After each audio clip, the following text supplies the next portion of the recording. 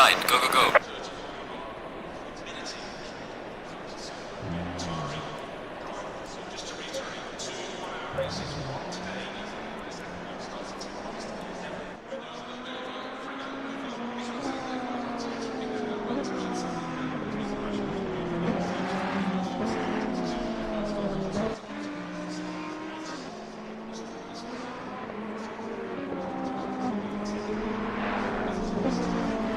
Green light, go, go, go.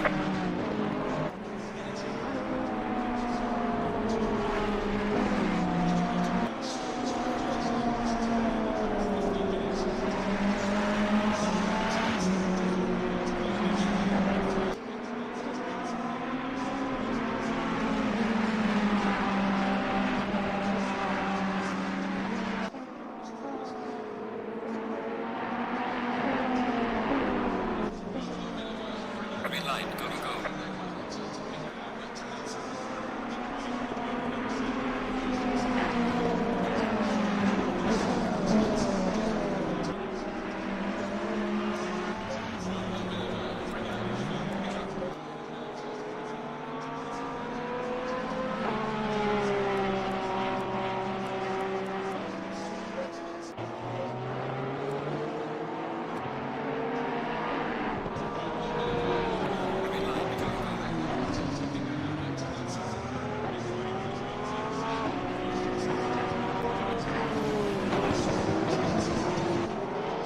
Welcome everybody, welcome to Sonic Sim Season 7, Round 7. We're at the penultimate round in Suzuka. Obviously next week we get to the final round, that will be at Kyalami. But first we have to contend with the likes of Suzuka. Welcome everybody, welcome to Sonic Sim Season 7, Round 7. We're at the penultimate round in Suzuka. Obviously next week. Sorry about that, just had to fix that. I could hear myself. Really don't want that. No times on the board as of yet. Guys just coming out of the pits doing their installation laps. Obviously qualifying just getting underway. 17 minutes to go. 3 drivers remain in the pits. Make that 2. Springbok Gamer gets underway. Gets his session underway. Gavin and Boucher, the 2 cars remaining in the pits so far. Either you want to start right at the back and hope for carnage, or you want to start right at the front and stay away from carnage. You know, it can be really interesting on those opening laps, going through those S's. Really difficult technical race circuit, and on those opening laps, when you haven't got your tire temperature up, when your brake temperature isn't quite where it should be, mistakes do happen. So I think this is one of those races you want to be up the field, so you can be one of the first cars into turn 1.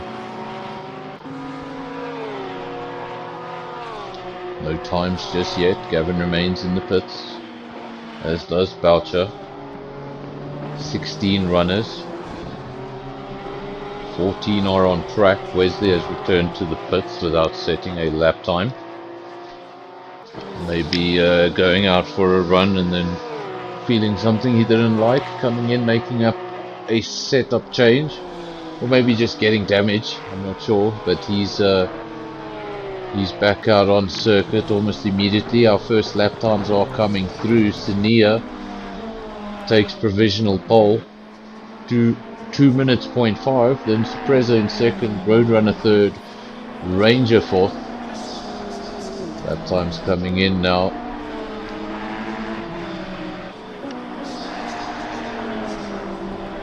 More lap times coming in. Sania from Supreza, from Roadrunner, Nizmax, Eleanor in 5th, Ranger now 6th, B Racing 7th. We're currently riding with Nick Leon. No lap time from him just yet. You can see him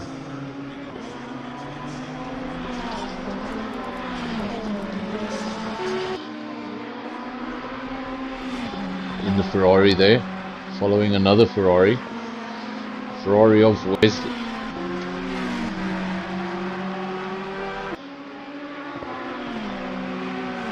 So obviously we've got just the 14.5 minutes to go. Some pretty quick names have not set a lap time just yet. I'm going to set that benchmark.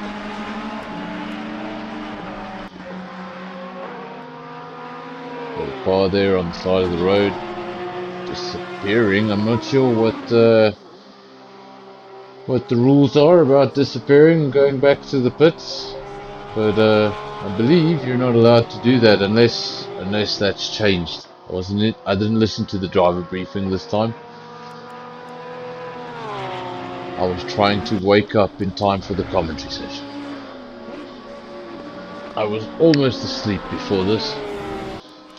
So back to the front, Sania still on provisional pole. That lap time is set.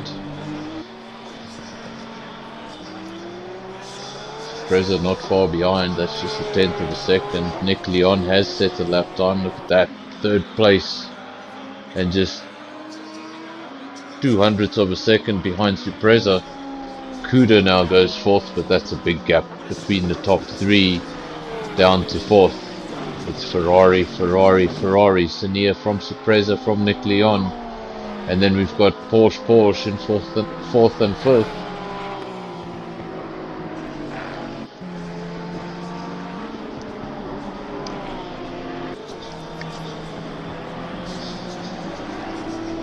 Roadrunner 6th, BR in 7th. Everyone running line astern, everyone keeping the order really neat. We have 3 Ferraris, followed by 2 Porsches, followed by 2 Audis. And then we have a smattering of other cars. 1 Honda, got another 3 Ferraris spread out amongst the field, the 1 Lexus of Springbok Gamer. Another Porsche for B Racing, so 3 Porsches out on track. The solitary McLaren, Mike de God. And then looks like Gavin is the only man in a Bentley. Usually a popular car. The only Bentley out on circuit.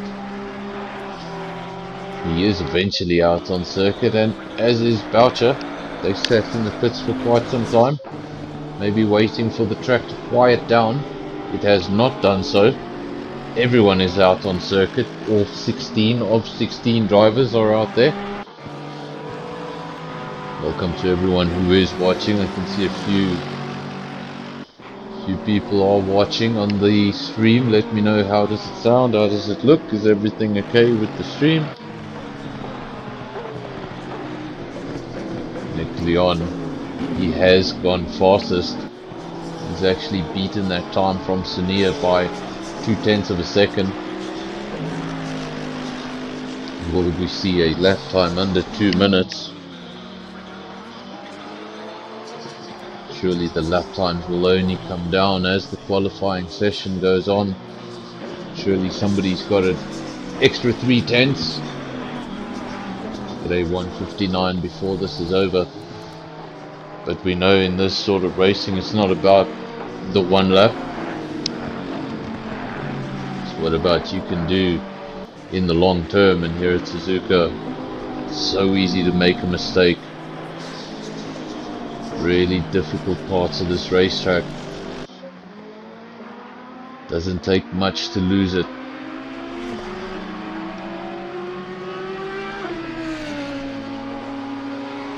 On certain parts of the racetrack, if you lose it in the wrong spot, it can be really unforgiving. Some of these barriers get awfully close.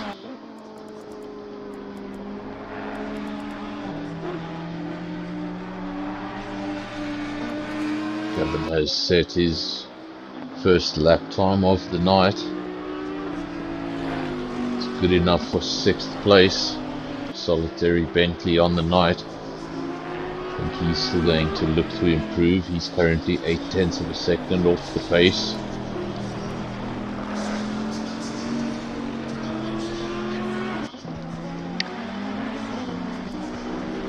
So he's within a second. Nick Leon into the pits.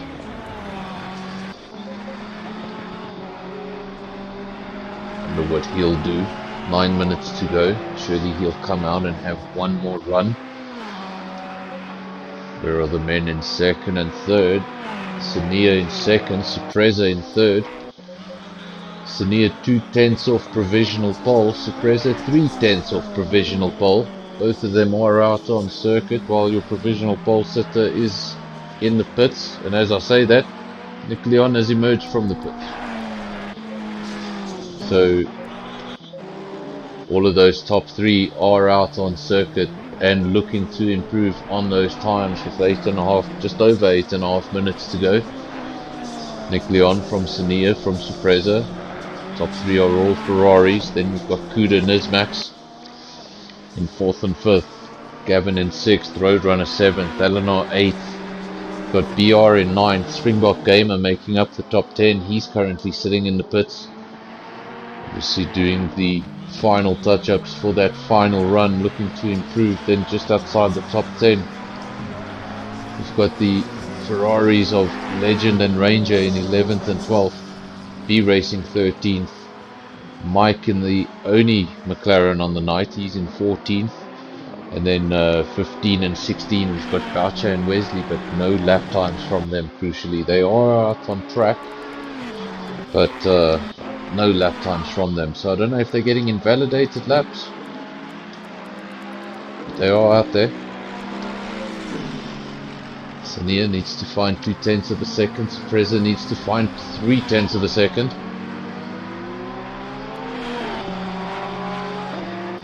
Then look at the time difference between the two Porsches there in 4th and 5th. Just 0.04 of a second. Nothing in it at all.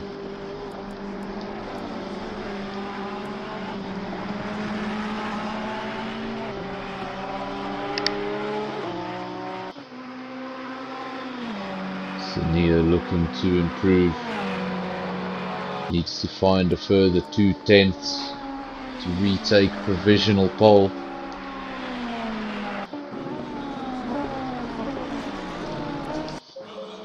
Leon currently holds that. Goes over the line to start another quick lap. Just did an installation lap now, coming out of the pits. He now gets going again, looks to improve on that 2-minute point 3. And Sania, look at that, 0.003 of a second. Absolutely, look at that. We need more decimals. 0.003 of a second. Sania takes provisional pole. I said the provisional pole time to beat was a 2-minute point 3. Well, Sania's beat it, and he scored a 2-minute point 3. Almost an identical lap time, 0.003 of a second in between first and second, same manufacturer. So awesome to see. Then we've got Preza in third. He looks like he's miles off these two, but it's 3/10. We'll be looking to improve in that third Ferrari. Third Ferrari out of 6. Obviously the other 3 are Ranger in 11th, Legend in 12th, and no lap time from Wesley. In the meantime, that means Boucher has set the lap time. Yes, he has. It's in the Mercedes tonight. It's currently 13th with that initial lap time of his. That is 3.1 seconds adrift from where he'd like to be. Like I've said in the past, it's not about one lap in endurance racing. It's about the long game.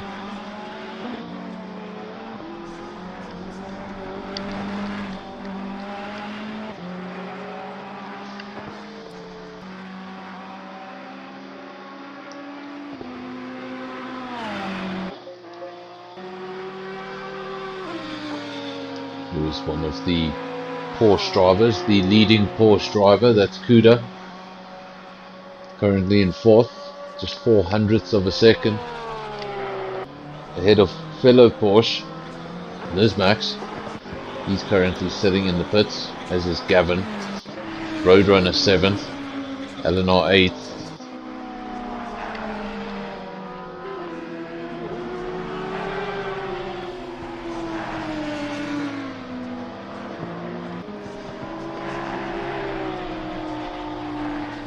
Really testing circuit. This is Suzuka, one of the older circuits.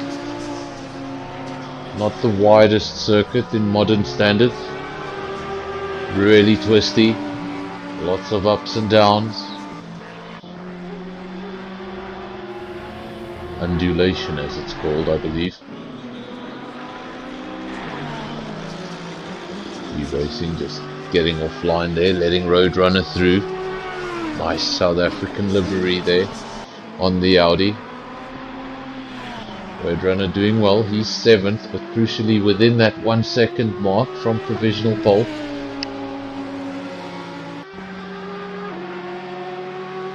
It always feels that much better when you're within that 1 second mark. Nick Leon will be looking to improve, and you know what, if he does improve, he doesn't have to improve by much, he just needs to find 3,000ths of a second and he'll retake provisional pole. Can he do it on this lap? See in a moment as he goes over the line. No, not yet. No improvement from Nick Leon. Where is Sorpresa, the 3rd place man? Set that lap time earlier on. He hasn't really been able to improve from it. Still 3/10. Sania has taken provisional pole back. Look at that, we missed that. Sania has taken provisional pole back. I saw that because I was looking at Sorpresa's time difference. It was 3/10 of a second, it's now 6/10 of a second. Sania took 3/10 out of his previous best, and now a 2-minute flat is your provisional pole. Nick Leon, if you want that back, you're going to have to find another 2.5 tenths. Sorpresa, you thought you needed 3/10. Well, you need double that. You need 6/10. And everyone who was happy to be within that 1 second mark, have a look at the times. You might not be within the 1 second anymore. Just the top 5 runners within that 1 second from provisional pole.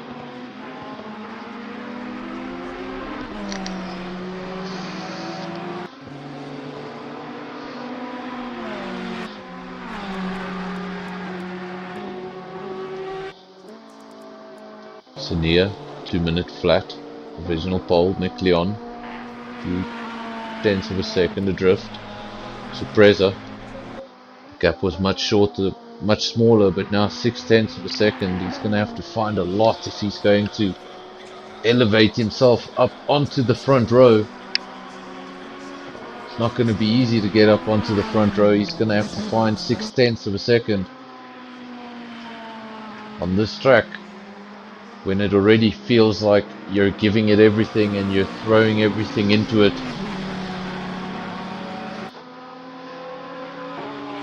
Great to see everyone on the stream. I can see a few of you watching. Thanks for everyone who is joining. So this is round 7, the penultimate round of this particular season. We're at Suzuka if you've just joined us. So just the 2 rounds to go. Suzuka tonight, and then next week we're off to the much more familiar Kyalami.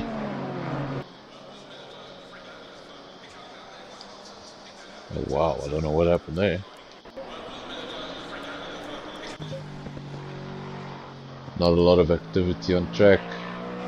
Just waiting for the qualifying session to end. Obviously it'll just be the cars that have crossed the checkered flag that can see an improvement on their delta. They'll make a point of finishing this. So Nick Leon is still on a lap, I believe. Surpreza's come into the pits. So Surpreza, third place it is. Can Nick Leon improve? Sort of a lap time is he on?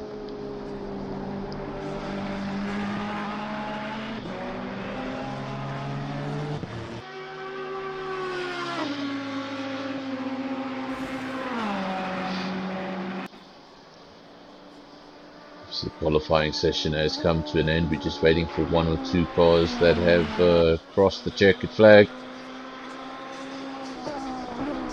When the session ended, so Nick Leon does have an opportunity to improve, does he? Or will he peel off into the pits, goes around the final chicane and peels off into the pits? He can't improve and see the writing on the wall, and he's going to call it a day. Roadrunner still out on track, LNR and Springbok Gamer.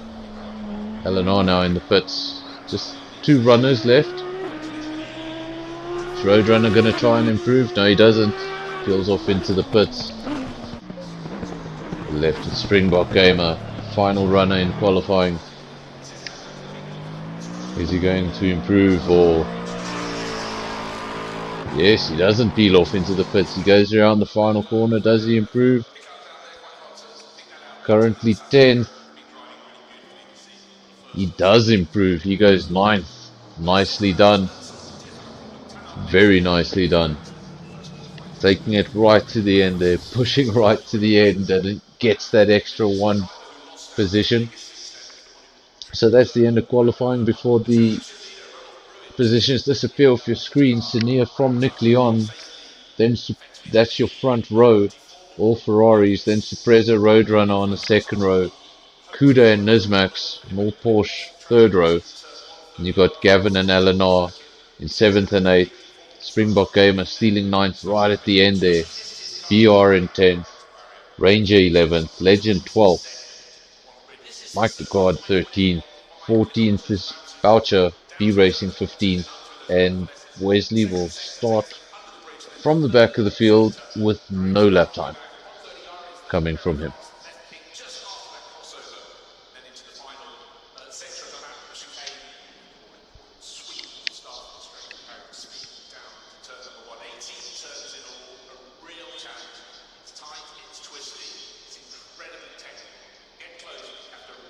Now we just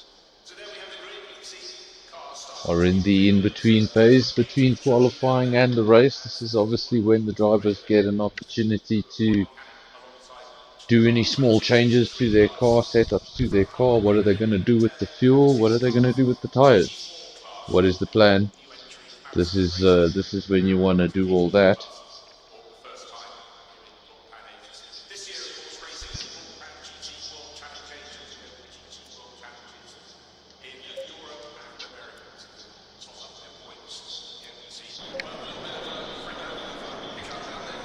So you don't have visuals on your screen right now, but that's just because everyone's sitting in the pits. As I say that, everyone's now on the grid, but guys will still be busy with their setup for quite some time.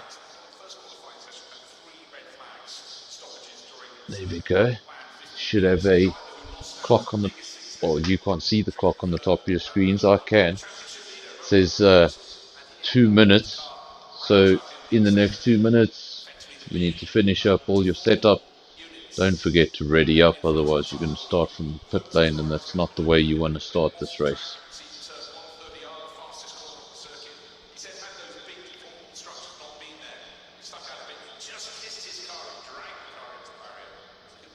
Roadrunner really coming through at the end there for Audi in 4th place, getting ahead of the two Porsches.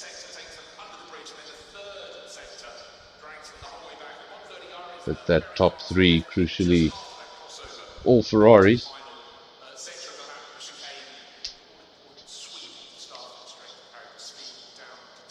The last round could have been a complete Ferrari domination. It was 3 Ferraris that got away at the start of the race, and then Thought it didn't end that way. An awesome lap by Sania towards the end of qualifying, really just cemented his position.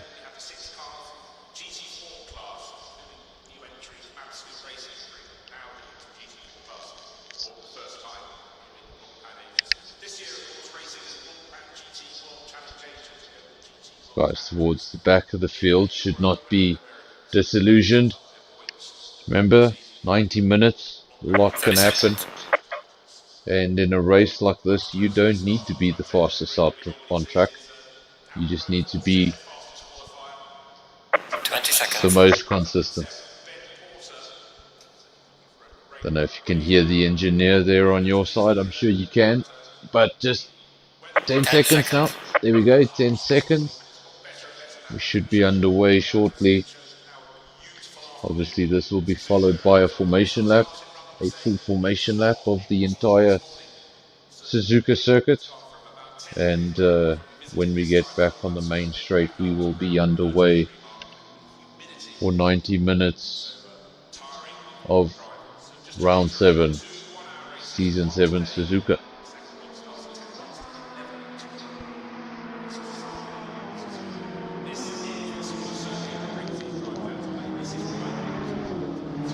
Sania starting from the front row is nothing new in season 7.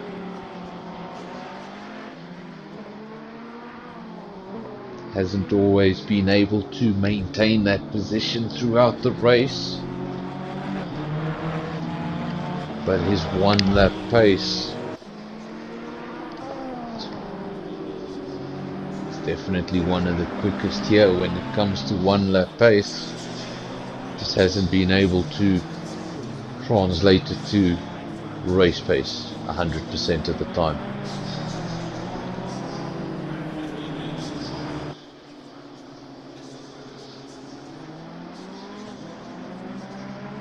Another Porsche third row, Kuda and Nismax. Gavin starting 7th.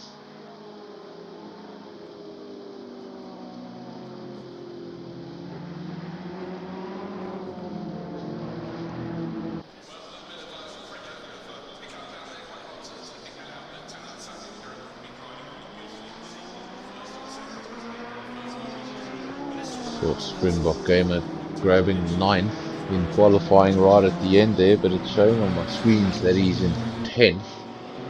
I'm not sure if that's because he's in 10th on the formation lap or if he's starting in 10th. Obviously most of these races that we've seen this season have been one-stop races. If you don't get any damage, just do your one mandatory stop.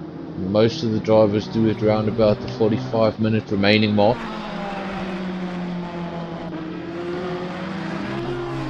But seems Wesley, let's have a look what that is. Seems like Wesley's in the pits. Is he starting from the pits? I've done that once or twice. Did he forget to ready up?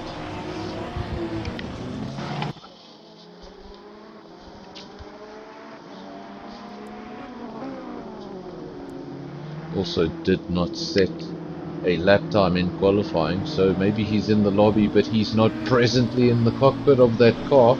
I'm not sure, but no lap time from him in qualifying, and now in the race he is showing as stationary in the pits. So whether that is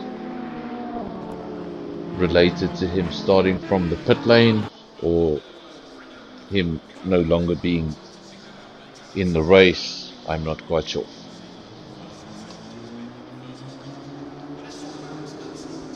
So you can see going up the straight, getting ready. Gonna go around this little chicane for the final time. Now you're gonna go onto the main straight.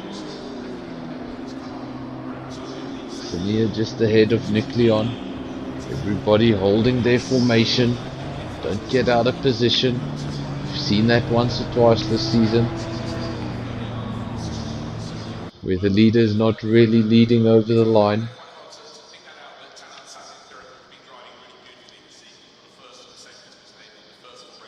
So tense. Everyone's waiting. Look at the Bentley there in the middle of the field, lurking, looking, wondering. Green light. And Go, it's go, green go. light. We're off. There we go. Sania gets them underway. Supreza on his tail. Nick Leon going for the... Ooh, almost. Sania leads into turn one.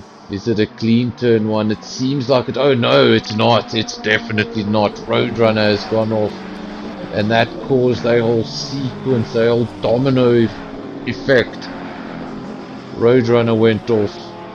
Kuda got involved. Nismax got involved. Both Porsches in that incident. A drive-through penalty for Gavin early on in the race. I think, did he go before the green light? Is it a jump start? It's the only thing I can think of. This early in the race. Obviously, don't trust that timing screen on the left hand side of your screen too much, especially right now in lap 1. Have to let things settle down. I assure you that order is not correct. Gavin up into 4th place, but he's got a drive-through penalty. Love to know what that's all about. I can only presume he hit the pedal before the green light. Why else would he have a penalty? Contact on the formation lap? Jump start? I don't know. Jump start, probably. Sania leads from Nick Leon from Supreza. That was your top 3. They remain your top 3 in that order. They haven't changed. Gavin's made up a few positions. He's up into 4th place, but he's got a drive-through penalty. Eleanor, he's in the Honda, he's in 5th, doing a good job as a Springbok gamer. They were able to avoid the carnage at the start of the race because they were further back. Ranger in 7th, Mike DeGard 8th, BR 9th, Legend 10th. We've got Boucher in 11th, and then here's all the victims of that accident early on. B-Race in 12th, Kuda 13th, Roadrunner 14th, Nismax 15th, and then Wesley, I can confirm, is on circuit. And he's in 15th. He's made up 1 position. He's ahead of Ranger. Does Gavin know he has a drive-through penalty? Still out there. Still in 4th place, trying to hold on to the Ferraris. This is not the time to have a drive-through penalty. When the drive-through penalty comes later on in the race, technically the drivers have spaced themselves out. They've been driving for a while. From one position to another position, these cars will be separated by 9 seconds and these cars by 10 seconds, and you can go in and do a drive-through and find yourself losing maybe 2 or 3 positions if you're lucky, or maybe no positions if you're really lucky. But if you get a drive-through this early on in the race, when cars are literally separated by 1 and 2 and 3 seconds, those are your spaces, he will come out at the back of this field. He will come out in 16th, surely. He'll come out just among the Porsches, somewhere around Nismax and Wesley. Don't know if he has some sort of time limit before he needs to serve that drive-through. If it's like an F1 thing, you get 3 laps. Not sure. We'll keep our eyes on it, but we can see that warning next to his name, and there's been some sort of a... I'm not sure what happened there. Goodness me, I looked away from my screen for a second. I saw Gavin zigzagging, and now he's into the pits. Is this to fix damage, or is this to do a drive-through? Race not going as planned. Nick Leon into the pits. Nick Leon into the pits early on, and things are changing. Supreza leads the race. Sania, he has fallen back. And Supreza leads the race on lap 2 from Eleanor Pace in the Honda. I know you saw that coming. The Honda's in second.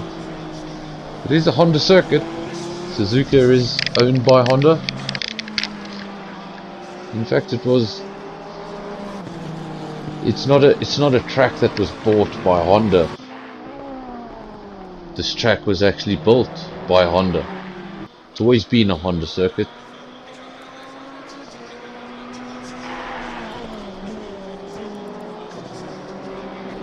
It's the I believe the Mount Fiji circuit in Japan is owned by Toyota. And if Toyota hadn't dropped out of F1, we would have got 2 Japanese Grand Prix.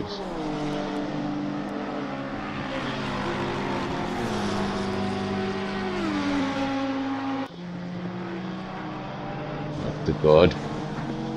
He's in the solitary McLaren.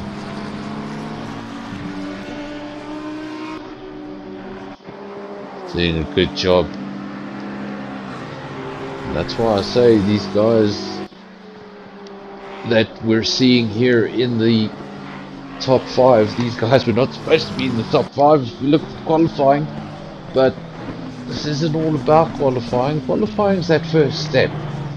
It's like, you know, you'd like to start up the grid away from the carnage, away from the midfield. Yeah, obviously that's fantastic, but if you haven't got your race pace sorted,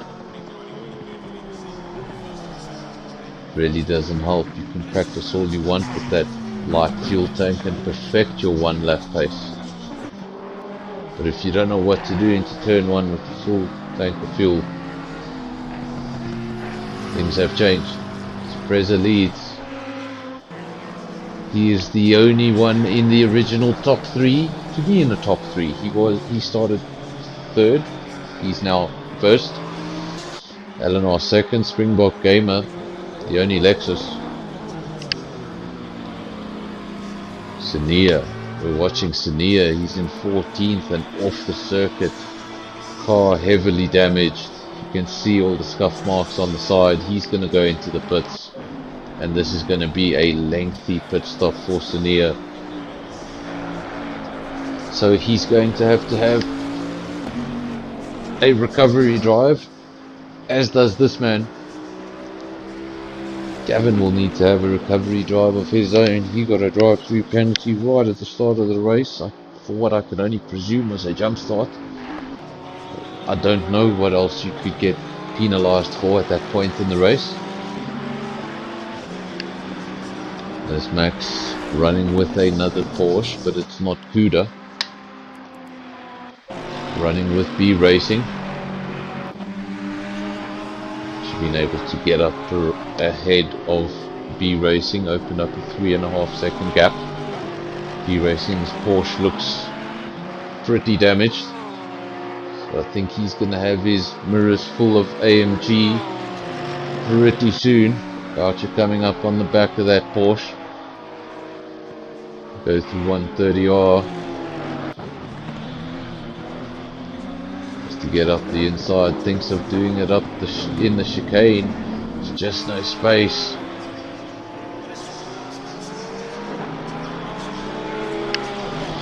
This is when I start looking for the DRS button, and then the GT3 car does not offer such functions. But this is when you really need a DRS button, when you're just chasing down that Porsche. You just need that little extra, that little something down the straight. So frustrating, you can't get close enough. And then in the corners, the track just not the easiest track to pass on. So Boucher will have his hands full. He will be trying to get past that Porsche in the next couple of laps. Fraser still leads from Eleanor. That is 4.6 seconds. Springbok Gamer. I think if you had told him lap 4 you're going to be in a comfortable 3rd place, I think he would have taken that, hands down. Would have not objected in the slightest.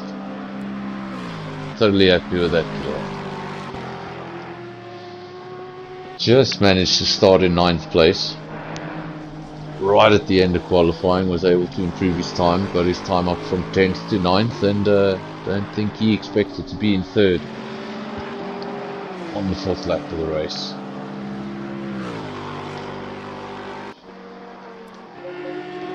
Wesley, he's in 5th. Remember, Wesley started in last place. We have lost a runner, unfortunately. And if I'm able to pick out who that is, I'll let you know who it is, but I can't see right now. We still have all 6 of our Ferraris, so it's not a Ferrari driver. All 3 of our Porsches. 1 Bentley, 1 Merc, 2 Audis, a Lexus and a Honda. We are missing a McLaren. Someone was in a McLaren, we're missing a McLaren.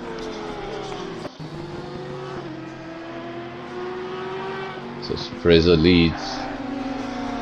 He was in 3rd. He was probably thinking right. He was probably thinking of all these strategies. What's he going to do to get ahead of the 2 Ferraris that were ahead of him, that were so much quicker than him in qualifying? He probably didn't expect to be leading this race comfortably on the 5th lap and be the only Ferrari in the picture at the moment. Closest Ferrari he needs to worry about is Wesley, and that's down in 5th place. We currently ride with Wesley. He's just behind BR in the leading Audi. There we go, he lines him up the inside, nicely done. The Audi did give him all the space he needed. Good racing by the 2 of them as they head through Spoon. Wesley gets ahead. And Wesley now into 4th place. His next target will be the Lexus up the road. The Lexus of Springbok Gamer. Of course it's the Lexus of Springbok Gamer. He's always the only Lexus on the road.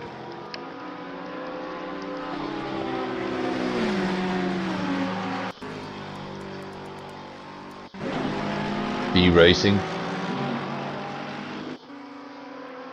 He's got his hands full. Legend has gotten past. Ranger is right on his tail, as is Boucher, causing a whole train of cars behind him. Obviously that damage not helping. You can see that car a handful to drive. Tries to go around 130R and just can't make it. Has to run wide. That's one of those cars by. That car is B Racing. Boucher will still be frustratedly stuck behind that Ferrari, trying to get past. This is the time to do it.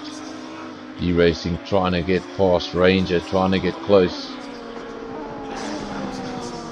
He's going to run wide. It's going to be in one of these long Suzuka corners. Just got to stay really close and let him run wide and take the position. Definitely has damage on that car, so just stay close and let the inevitable happen. Supreza leads from LNR. No change at the front. The only change is the change in time. That gap is growing. It's now 6 seconds. Supreza running away with us in the early stages of the race. Springbok Gamer still in 3rd. Wesley 4th. That gap 5.7 seconds. We'll keep our eyes on that. Can Wesley catch up to the podium positions? Can he catch up to the Lexus ahead of him? He is running away from the Audi that he just passed. That gap's already 2 seconds. Seems like he was stuck behind the Audi. Kuda in what appears to be a damaged Porsche. Car doesn't look too great on the left hand side. Roadrunner 7th. Love the livery. Said it in qualifying, and I'll say it each time the car comes on camera. It looks awesome. It reminds me of a really great day. Kyle Army 9-0. Legend 8th. he'll be happy to be inside the top 10. Now just running a little bit wide. Just to maintain his position, keep ahead of Ranger. Stay ahead of that Ferrari.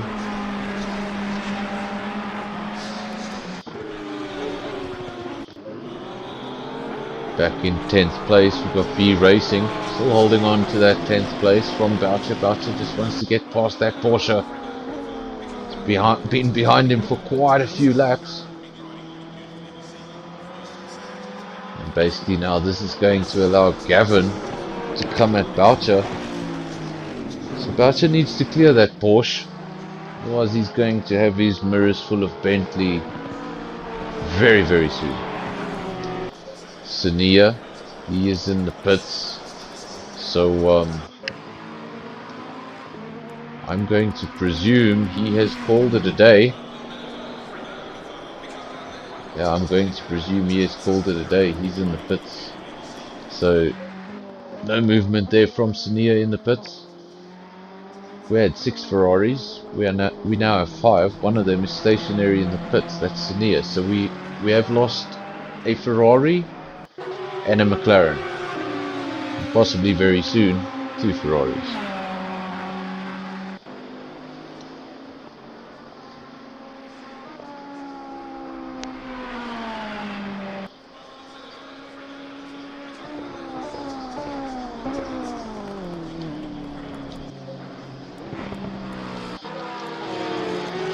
Roadrunner all over the back of BR. It's Audi v Audi. Just 0.3 of a second in between the two of them. Remember, that gap might be smaller. The gap you see on your timing screen is the gap at the last speed trap, or the last sector time rather. So it might say 0.3, but if it looks like a tenth, it's probably because it's just a tenth. Because that does not look like a gap of 0.4 of a second. Right on the bumper. And BR runs wide in turn 1. That'll allow Roadrunner back through into 7th place. Remember, he had a fantastic qualifying session. And then not so fantastic at the start of the race, got the car sideways, started a whole domino effect, and bit of a mess really. Involved both Porsches. Gavin was able to get through unscathed, but somehow picked up a penalty. That's why he is also having a recovery drive from the back. FB Racing and Sania in the pits. We'll keep our eyes on those cars and see if they do emerge from the pits, or if they just continue sitting there. Then you know they've called it a day. 8 laps in. Still in the first third of this race, a long way to go. Mandatory stops have not even come into play just yet.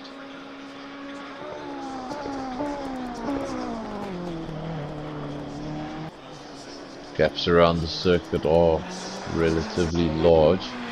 No real immediate battles on track. We had the 2 Audis, but Roadrunner has cleared BR and he's now running away. So no real close lap times. We have a penalty, unfortunately. A penalty. Oh no, he's not happy at all. He's not going to be happy about that at all. B Racing will get a stop-go 30-second penalty. I believe that is for speeding in the pit lane. He has completed his mandatory stop, but he will need to return to the pit lane for a stop-go 30-second penalty. So let that be a reminder to everybody else that is planning on doing their pit stop in the next couple of laps. Don't forget to slow down for the speed limit. Spreza from Eleanor. Gap now 7.9 seconds, continuing to grow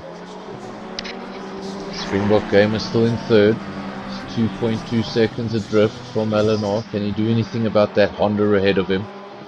Wesley continuing to close the gap to the podium positions. Now 2.6 seconds adrift. We saw that gap was as high as 5.7 seconds, I think, at a stage.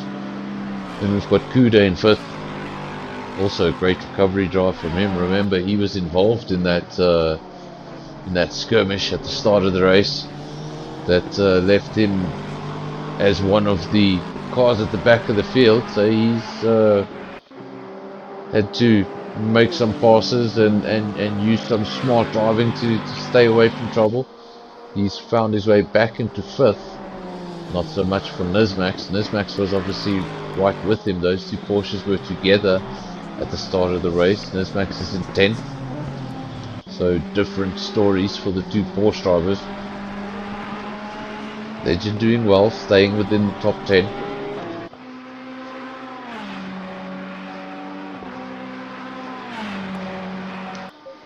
Ranger ahead of him in a Ferrari just like his. Can't do anything about him at the moment. That gap 3.5 seconds. No close battles on track right now. This is why I love the mandatory pit stop. We get to a stage at this point in the race where everything starts to settle down a little bit. Everything starts to quiet down a little bit. And there's not that much to commentate on. And then the mandatory stops happen. And the undercuts, the overcuts. Things happen. Things change. Gaps get smaller, they get bigger. And then all of a sudden you've got so much more to commentate on after everyone's pit. So it's like a little commentator's entertainment recharge in the middle of the race. Drive-through penalty for Gavin. I'm not sure what that's for. I see he has done a mandatory stop. He has done a mandatory stop and he's got a drive through, so I'm going to presume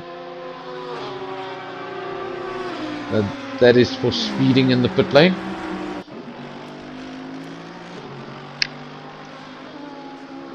Gavin will not be impressed at this stage. Obviously, that is his second penalty of the race. When you're trying to win races, that's the last thing you need. Just to drive down the pits every now and then when you don't need to. Gonna win a race like that. Second penalty of the day. Obviously the first one came before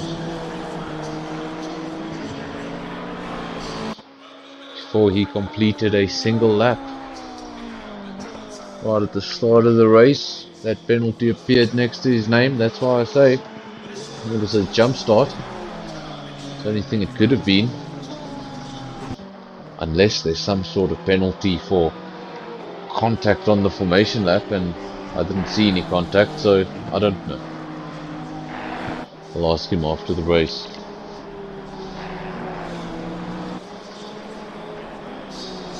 Fraser from LNR. Springbok Gamer. Now starting to come under pressure from that Sky Ferrari liveried. That Sky liveried Ferrari. Sky Italia, obviously.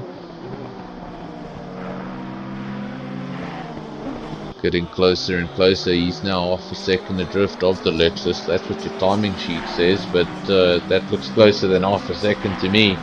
That looks more like 2 or 3 tenths right on the gearbox of that Lexus.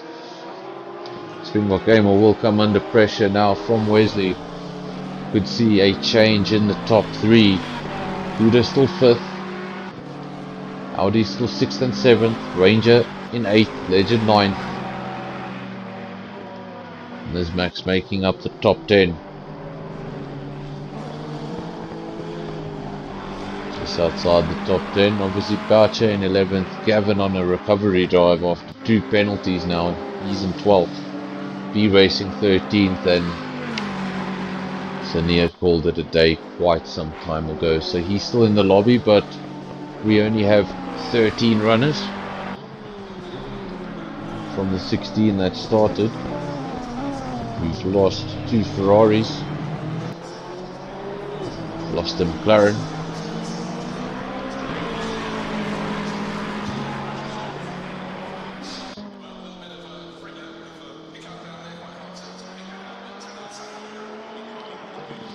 Wesley right on the gearbox of Springbok Gamer, thinks about it into turn 1, thinks better of it. That can go so wrong in that corner.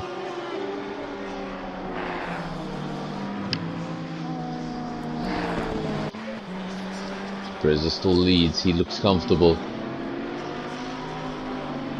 He looks very comfortable. 9.5 seconds up the road from LNR.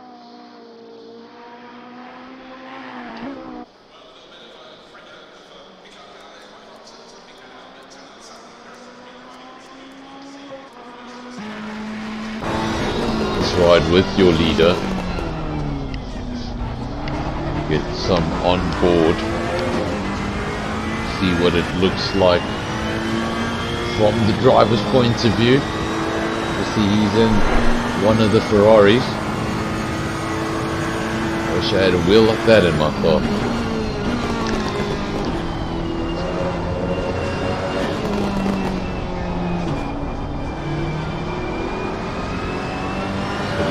Preza, the leader, started the race in 3rd, made the most of the mistakes ahead of him, and now he leads the race. He's been the most consistent, so he wasn't the fastest over the 1 lap, but he has been the most consistent. You don't get points for qualifying. This is where the points are. So doing it when it counts the most. Let's watch a lap on board with your leader. Goes over the start finish line. Now he's going to dip down into turn 1. There we go. Bit of a roller coaster it is. I think the corner's over, but it's not. Then you carry on turning. Absolutely love this circuit. Such a technical circuit, but so easy to get it wrong. Just need to get too greedy on a curve. Call it a day.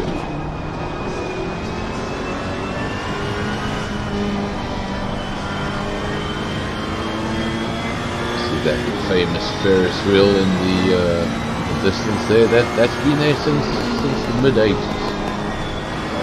It's quite insane. Now going to approach the slowest part of the racetrack. Hairpin. Really got to get it slowed down over here. Ugly inside. If you go towards Spoon, long right-hander.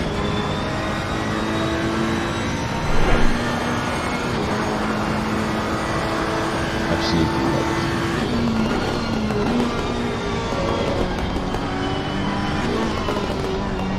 Here, just using all of the racetrack, using the apex on the inside, going to the outside when necessary. Just looks very, very comfortable.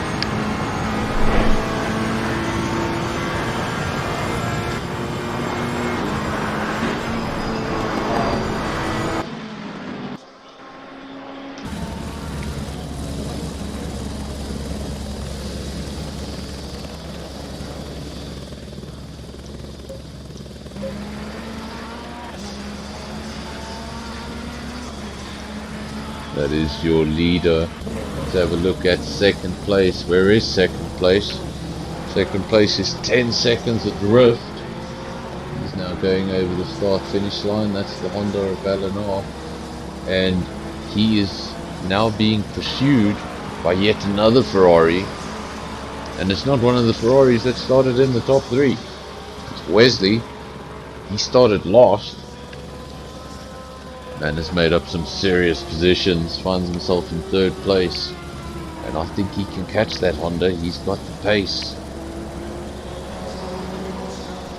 Springbok Gamer, he's in 4th, lost out on that potential podium position when Wesley caught up to him and got past.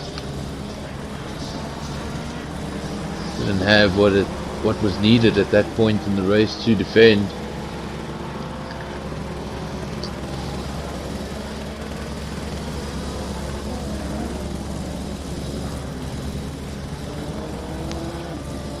Thanks to everyone who is watching on the stream. Obviously just over an hour to go.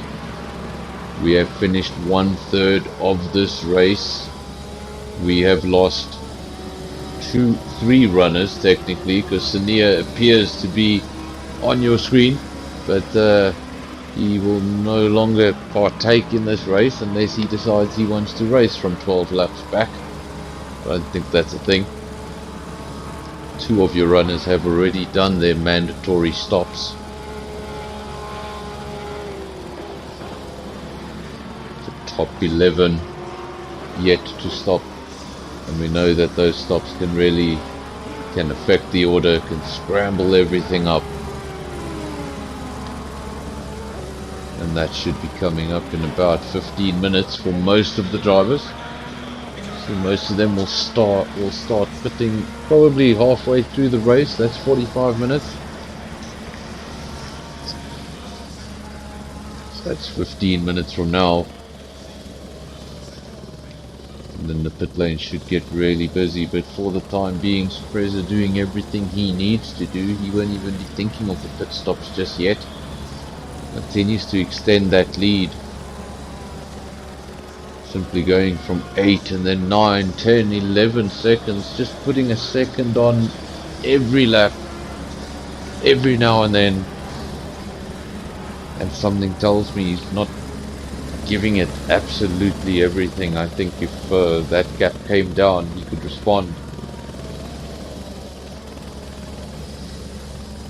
Qualifying tells us he's in the right car. You see the top 3 were all Ferraris. He leads in a Ferrari. That means another man who's in a potentially fantastic position. The man who started in last. Wesley, currently 3rd, also in a Ferrari. Seems to be the right manufacturer to use tonight.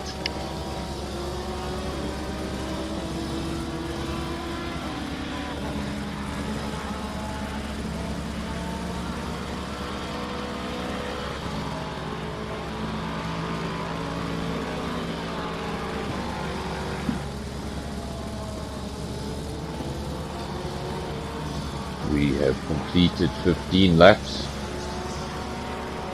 just over an hour. The order is not what I expected after 30 minutes of running.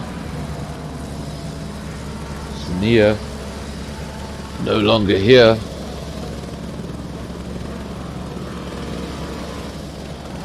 Nick Leon no longer here. So out of the 3 top runners, or starters rather, only 1 remains, and that's the man who started in 3rd. That's Fraser. He leads the race by 11 seconds. Sania and Nick Leon have no further part to play in this race.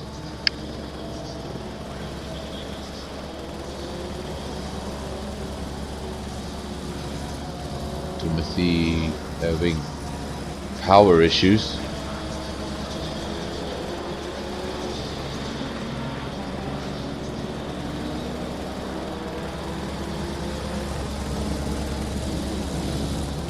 Two seconds, that gap between Wesley and Eleanor, so it's 1.6 seconds now, so coming down very quickly.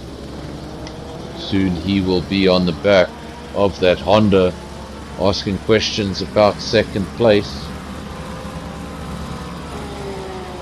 And will he be able to do anything about that 11.5 second gap? Will it continue to grow? Or will he be able to reel that leader back a little bit and give us a race in the second half of this race after the mandatory stops? Roadrunner is in the pits.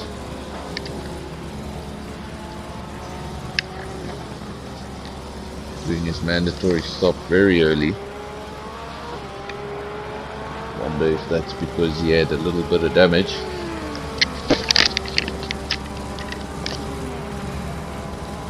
Car doesn't feel too great out on track. He'll just do that mandatory stop a little bit earlier. I've seen guys do it as late as 30 minutes remaining, so you can really take it into the final third of the race. Just have a quick top up with fuel, some fresh rubber, and have a sprint race at the end basically for half an hour. Depends on how you want to approach this race.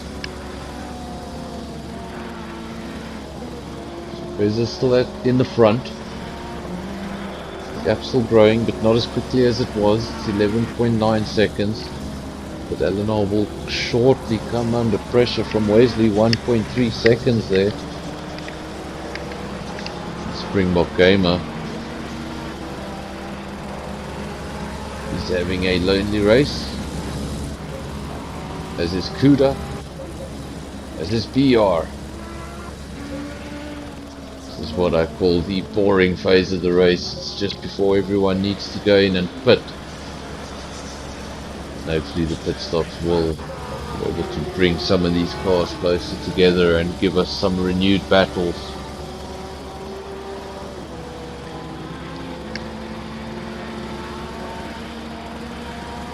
There's a lead from Eleanor. Ferrari, Honda, Ferrari, Lexus 4th, Porsche 5th. 4 manufacturers in the top 5.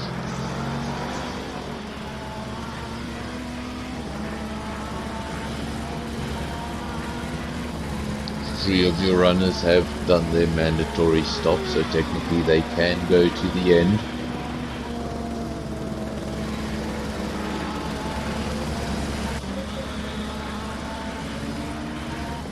Gap at the front, interesting, not growing anymore.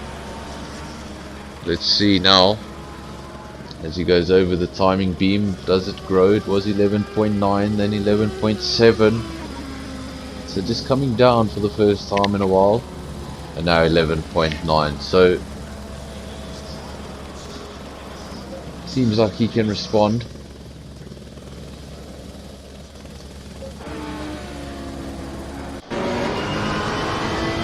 There is the man in third. He's currently chasing down. It's the closest battle we have on track. It's Wesley versus Eleanor. It's the battle for second place.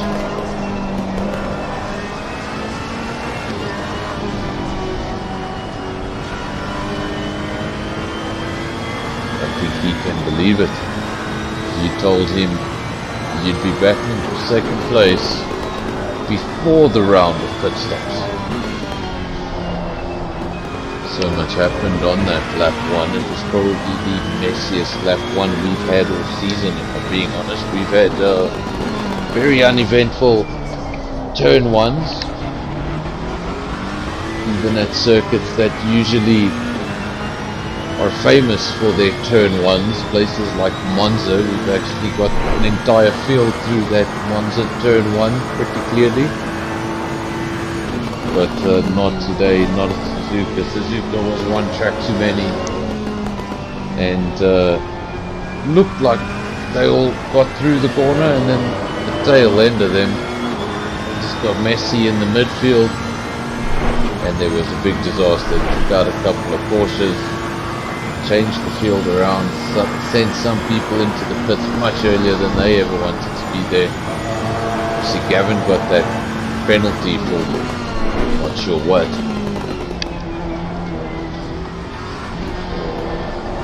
And it really mixed up an order.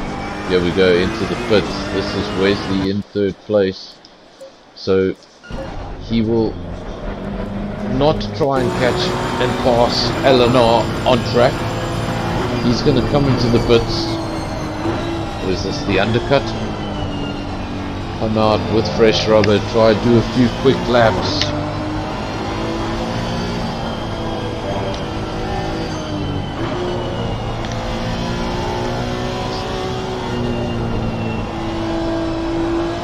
saw in the last race that the overcut can also work if you play it correctly. So it depends obviously on the circuit. Let's see if that was the right call. Wesley deciding to pull the trigger first in the top three, first man to jump into the pits.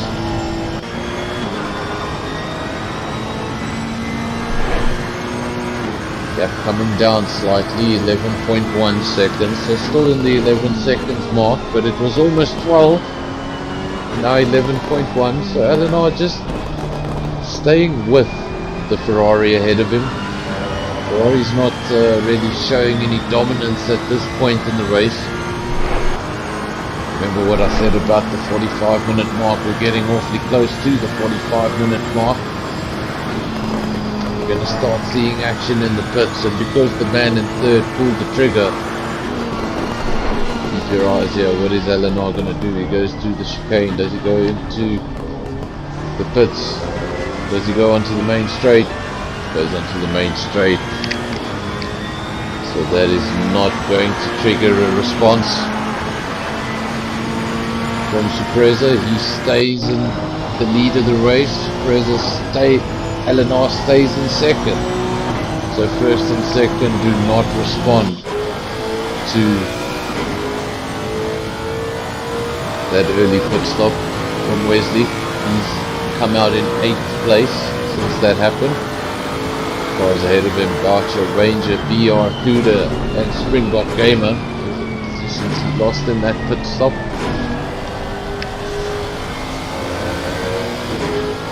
We have Boucher inside the top 10. Abandoning the Bentley tonight in favour of the Mercedes-Benz.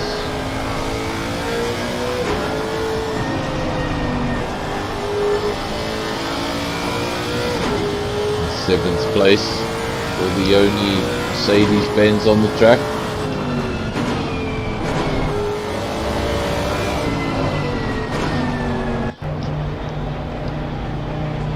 We have an Audi in the pits, that's BR.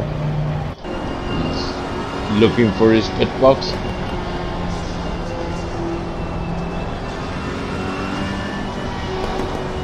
If everything's okay here with Ranger, just looks like he's going a bit slow. They're doing a good job. He's also had a recovery drive, let's not forget. Was affected by that carnage. Maybe not the worst affected driver by the carnage, but he was affected by the carnage. We saw him rejoining the track from the gravel. That is not ideal. Found himself towards the back of the field, but as Wesley, he has made his way back to a pretty dominant position. Top Porsche on the night, Udo 4th. Rangers in 5th, but no pit stop from him just yet. Top 6 yet to pit. We're almost at the halfway mark.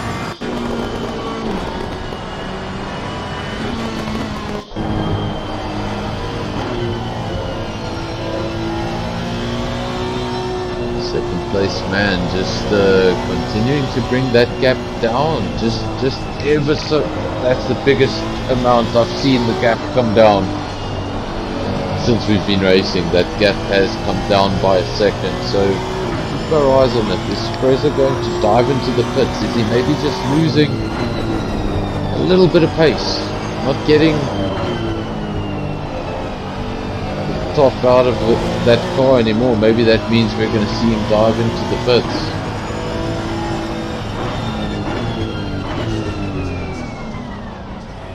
Or is Eleanor just pushing really hard to make sure that Wesley cannot jump him? Speaking of Wesley,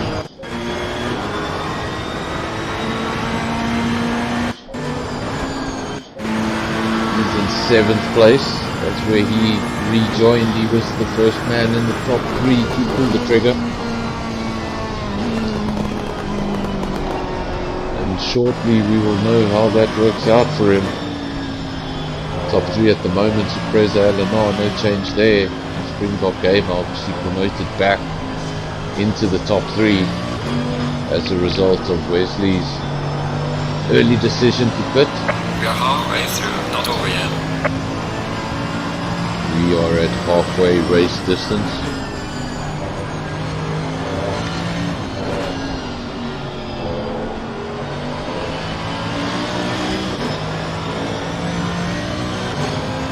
Good evening to Johan there in the comments section. Welcome to Sonic Sim, welcome to the stream. Season 7, round 7, Suzuka. We have 3 manufacturers, 4 manufacturers in the top 4. Nicely done. Spreza leads from Eleanor, from Springbok Gamer, from Kuda. Not a top 4, I would have predicted at half distance, having looked at our qualifying session.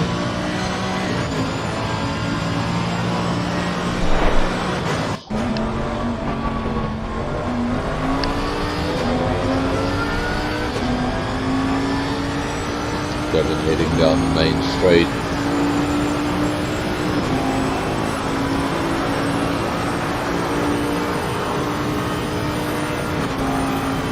Start lap, I think 21 for him. He's a lap adrift of the leaders. Supreza will be on 22 laps, leading by 11.8 seconds, so he has been able to respond. Maybe he can hear me. That gap went from 11.9 seconds all the way to 10.1, and now he's pulled it back into the high 11s once more. Just certain authority there, and showing that I do have the pace. Choose when I use it. Well, I don't know what to say. Gavin has a drive-through penalty again. Is this... Well, I'm not sure what happened there. Is the stop... I think the stop-go penalty may have something to do with speeding in the pit lane, and then the drive-through penalty may have something to do with corner pit. But that will be Gavin's 3rd penalty of the night. Trying to finish in the top 10 very easy. You get a penalty every 20 minutes.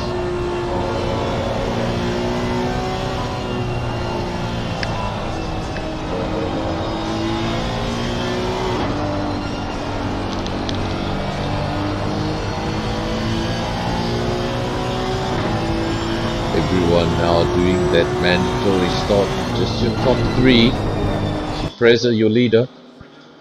He is in the pits. Look at this, he's getting underway. Ranger. Where is Ranger? Let's see where Supreza comes out.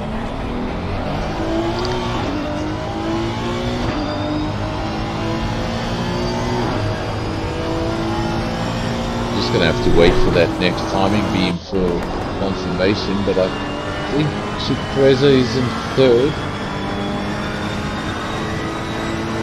Eleanor leads for the first time. There we go, confirmation. Supreza has come out in 3rd.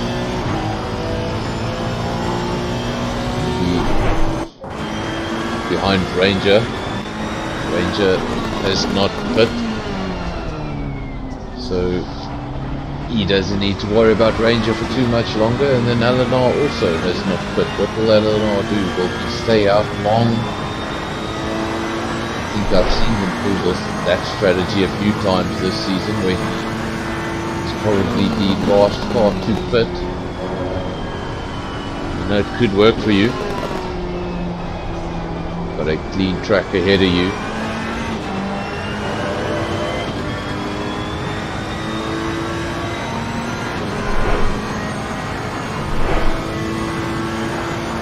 Over your technical leader, Suppressor. He is in third.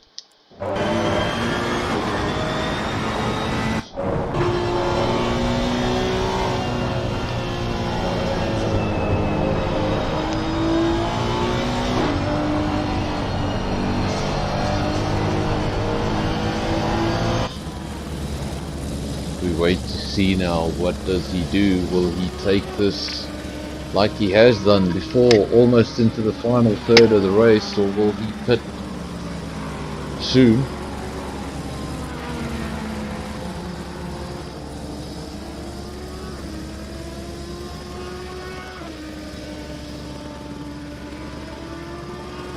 It's under 40 minutes to go. This race is flying by.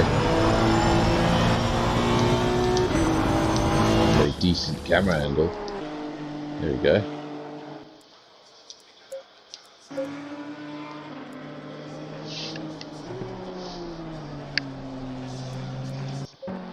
"41 seconds is the gap between first and second. If Eleanor has absolutely no damage on that car, he's got the right strategy and he doesn't have to be in there for long, he can hold on to second place. I think Suppressor's lead was a little bit too much for him to jump the Ferrari. Almost 12 seconds when he dived into the pits.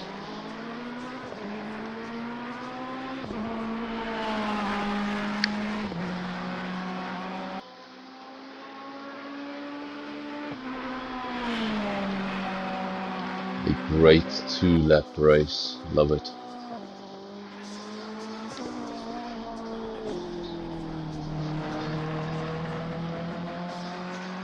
Sorry if I haven't been speaking to the comments section. I've sort of changed my monitors around and now the comments section is not where it used to be. It's on the other side and I forget to turn my head and look at it. So I do apologize if you're saying hello and I'm ignoring you. I'm not ignoring you. I'm just I'm looking at the wrong screen and not seeing any comments. And then forgetting, oh yes, the comments aren't there anymore, they're over there. So to everyone who is in the stream, thanks for watching, thanks for joining, and if you were a driver that started this race but is no longer part of this race and you're watching the stream, thanks for supporting even after your retirement.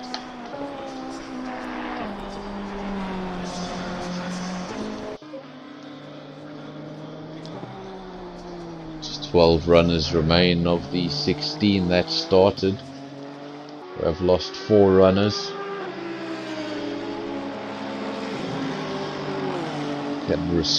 You can expect something like that to happen at a track like Suzuka.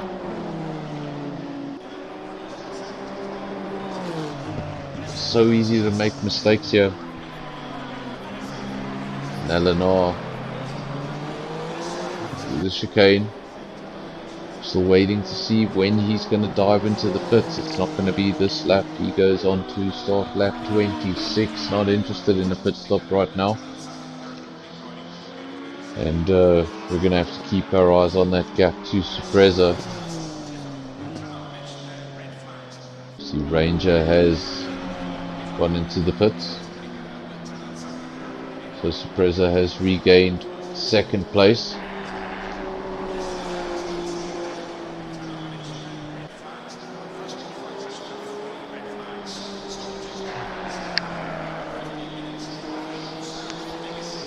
Obviously, if Suppressor and Wesley are quicker than Eleanor on those fresh tyres, then the longer he stays out, the further back he's going to be when he comes out of the pits. So if he's hoping to hold on to second place, he needs to monitor those lap times and make sure he doesn't come out behind Wesley and lose a position to the undercut. The only man on track not to have done his mandatory stop, so he does have to stop. 5 minutes away from the final third of the race.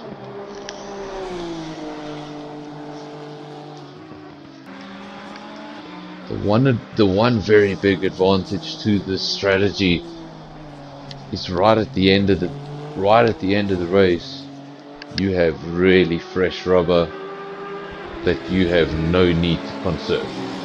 You can just throw that car around for the last 20 or 30 minutes of the race. If there's someone 5 seconds up the road, you're probably going to catch them. They're going to be on aging tires that they've been on for 45 minutes or so, and you've got your 20-minute-old tires. That's really the advantage. But you've got to be in a battle, you've got to be close to something. If you're going to come out on fresh tires and be 30 seconds adrift of the car ahead of you, then it's not really going to help. It's all a gamble.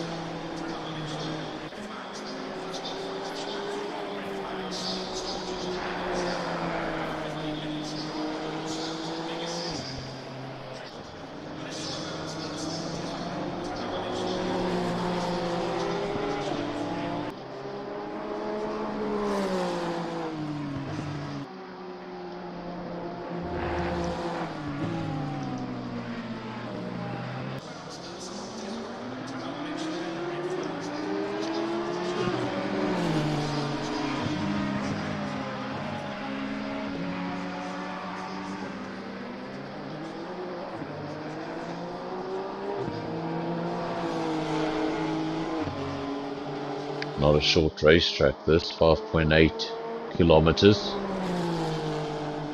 One of the longer tracks. Obviously if you get damage right at the start of your lap, you're going to have quite a difficult time getting back to the pits. We're just watching Eleanor going through Spoon there, running wide on the outside of the corner. That's going to cost him a bit of time.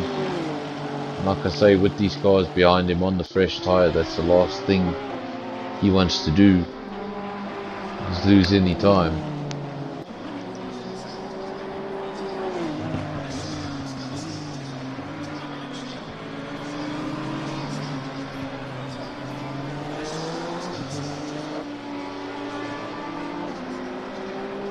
Still no pit stop from Eleanor, he stays out.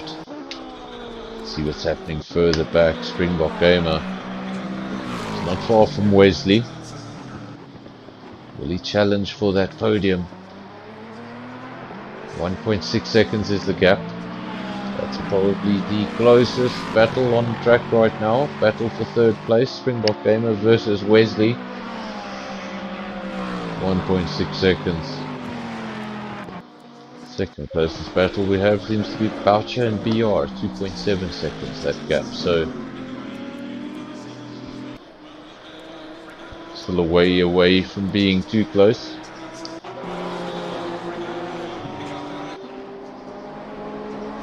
What is Eleanor playing at? When will he come in?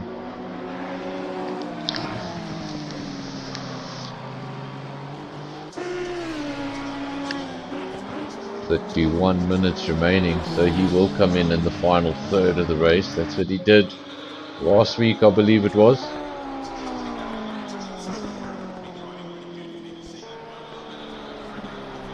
I can't even remember what happened last week. It's going to be interesting when I start commentating on two formats.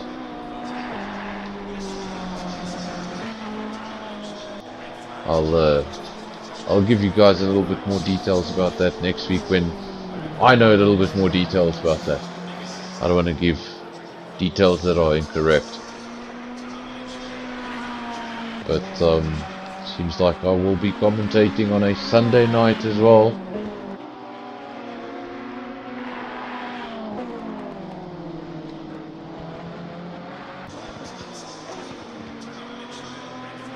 Names will look a little bit different. The source of the upload will be a little bit different. But should also start seeing action on Sunday nights.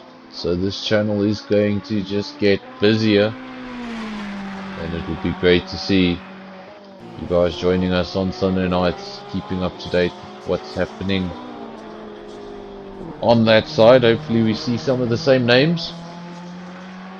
I know Gavin's going to be one of the guys we're going to see on a Sunday night, as is Nizmax. If you miss the likes of Not Sebastian, you may see that name pop up also. So some names of the past, some names you see here, maybe a few new names.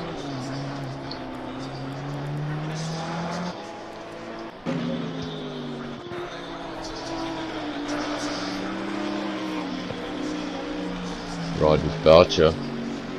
He's in 9th within the top 10. Real up and down race. 12 runners from the 16 starters. I think that's the most retirements we've had all season.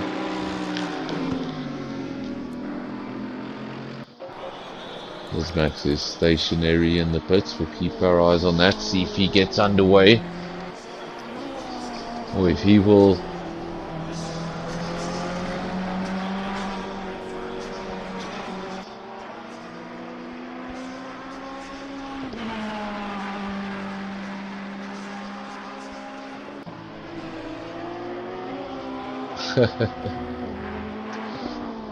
Okay, I'm not supposed to be entertained by my comment section, but I'm being entertained by my comment section.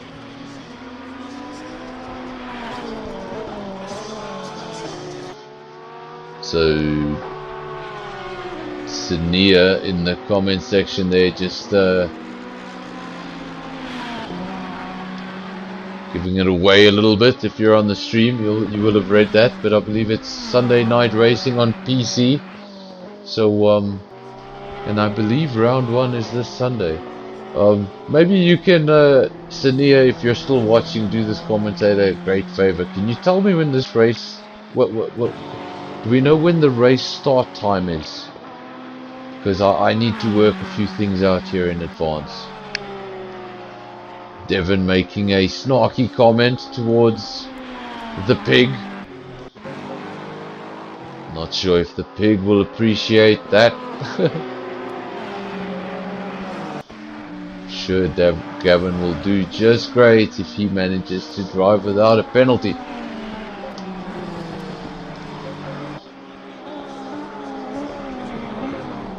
Springbok Gamer still 4th, just behind Eleanor. So Eleanor has finally come into the pits, but he did crucially lose that position to Wesley. Now remember, on this final stint of the race, just 25 minutes to go, Eleanor really pushed that car right. He was the last car to pit. He's going to have the freshest tires. He should be able to handle Wesley quite easily. Don't know if the tires are going to be enough to make the difference in that 15-second gap. Seems like Sorpresa has everything under control. When I see this Ferrari, I think of a BP livery. Like, yeah, I think of BP, the petrol station, British Petroleum. That looks like a BP car. Cameraman looking for Wesley, as am I. There he is in the Sky Italia Ferrari. 2nd place. 12.9 seconds adrift from your leader, and he's got his mirrors full of Eleanor. Wants that 2nd place back.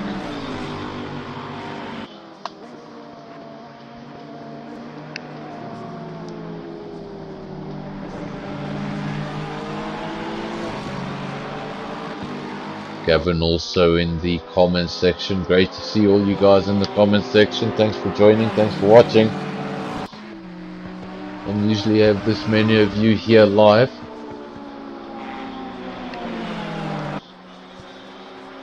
Wesley now running wide there on the exit of Spoon. That's going to allow Eleanor to come back at him. That wasn't Spoon, that was 130R. I'm just really tired. It's getting late. Sorry about that. But I'm confused. Spoon and 130R. Oh wow. That's next level. Springbok Gamer getting very, very involved in this, and this battle for second could be a battle between 3 cars. Look at this gap at the front though. It was 15 seconds, it's now 12.7 seconds. Preza just losing a little bit of time, but does he know he's done enough with 25 minutes remaining? That he doesn't need to push everything out of that car, risking a mistake. Just needs to keep it on the road, keep it facing the right direction. Make sure he doesn't lose too much time. That's going to bring Wesley into contention. There we go, Eleanor now right on the back of Wesley. Wesley again running slightly wide on the exit. Thinks about it up the inside. I don't think he went for it. We got a terrible camera angle. We didn't get to see how that landed up. There we go. Eleanor still behind Wesley. He did not make the move. He's gonna get frustrated now. He knows he's got the fresher tires. He wants to get by and stretch his legs, but instead stuck behind Wesley, and he's got Springbok Gamer all over his mirrors.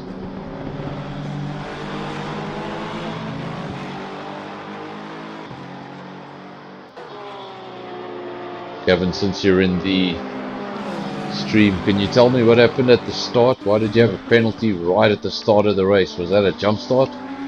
Or did I miss something? Was that something related to qualifying, or was literally as the race started there was a penalty next to his name? 32 laps. Top 3. Preza, Wesley, Eleanor. Springbok Gamer wants to be part of that top 3. He's hanging on to these.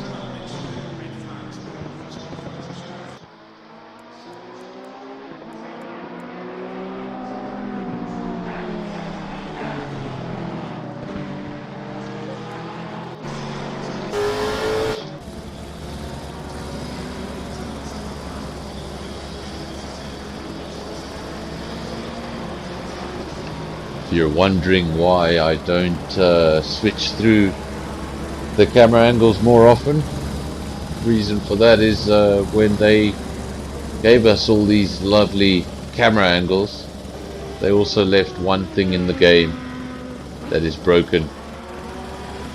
Now I can change all these lovely camera angles, but I can't change any cars. I'm stuck on Springbok Gamer. So every time I want to change a car, I need to do this.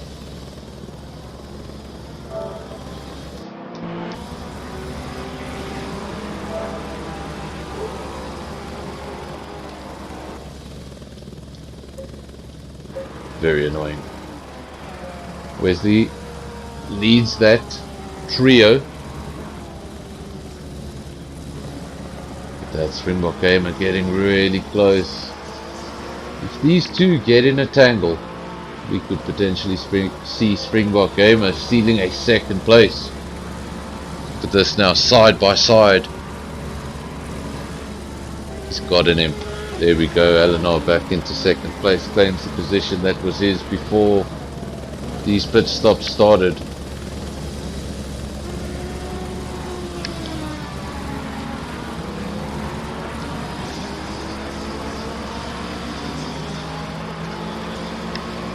Does Wesley have enough in that Ferrari to keep Springbok Gamer at bay?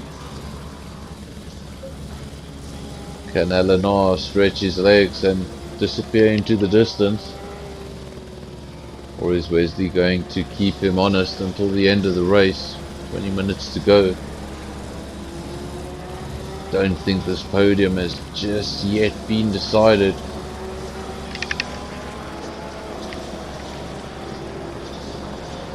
Springbok Gamer not on the podium right now, but still very much looking at the possibility.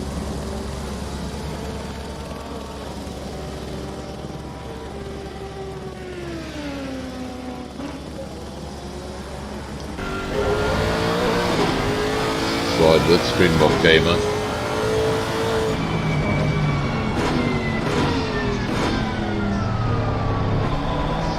Trying to get past the Sky Italia car.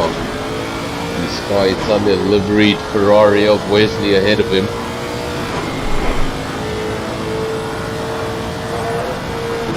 One of the places you can do it if you get this superior traction coming out of Spoon, and you can go side by side down this long straight.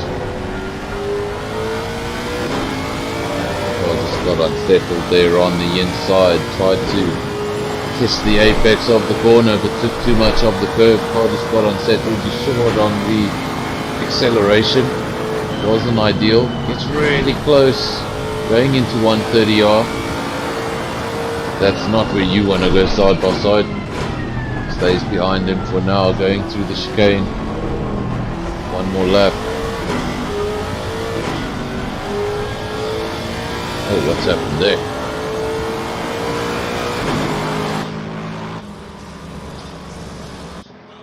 Wesley's gone off into the pits. Wesley had a drive-through. Wesley had a drive-through penalty. We didn't see that. Wesley got a drive-through penalty and that sent him into the pits. And, well, that's changed things. That Ferrari is now no longer in the equation for the top three.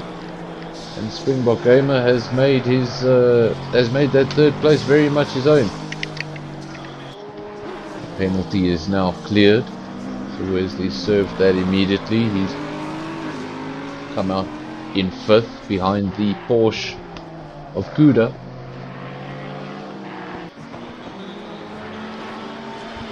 Saying it was a great race for about 2 laps. I beg to differ. Maybe for you. Everyone else still out there trying to bring it to the end. Trez has been immaculate throughout the race. Really just maintained a healthy gap to 2nd place. After the mandatories, he actually lost a little bit of time. Was able to get that time back, and that gap to 2nd place is 11 seconds as it was before the pit stop. So really just showing consistency time and time again. It's what you want. It's how you win endurance races. You don't have to be the fastest. You can just be among one of the quickest, but be the most consistent, and that's enough to get you eyebrow raising podiums and even victories.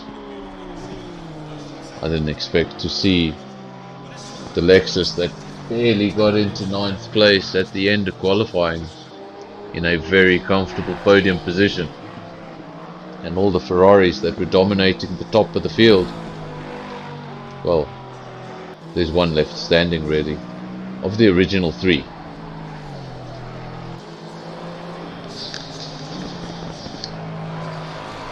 Some other Ferraris have picked up the pieces there. Wesley in 5th could have been better if he didn't get that penalty. Ranger, so in a Ferrari, keeping it within the top 10, he's in 7th. That Ferrari does not look too healthy.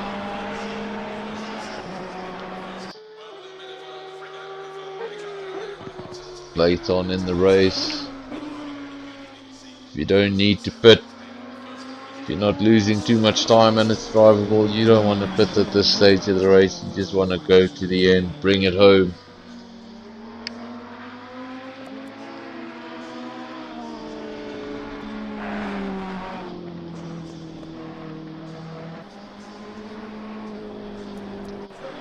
Nismax, we did not see Nismax come back out of the pits, so presume that is a similar situation. He's just had enough.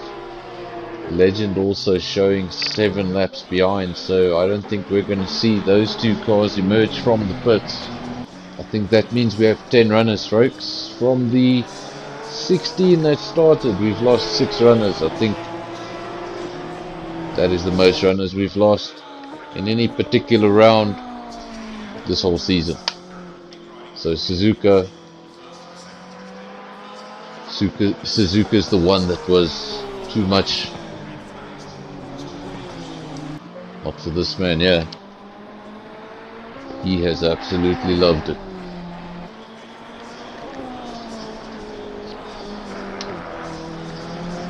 In the BP Ferrari.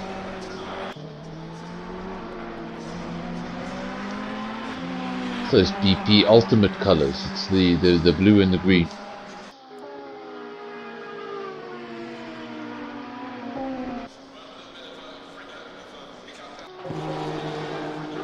Honda would have loved to have won as the only Honda on track at the home of Honda. Honda obviously do own this circuit. Not only do they own it, they built it back in the 60s. It's always belonged to Honda.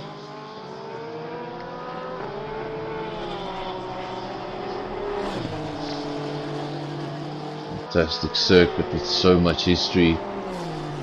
So many different events have taken place right here in Suzuka.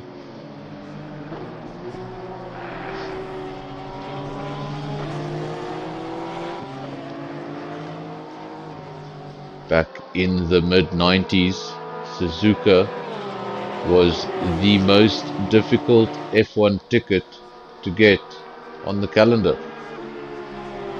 If you were looking for general admission, that is. There was a multiple year waiting list.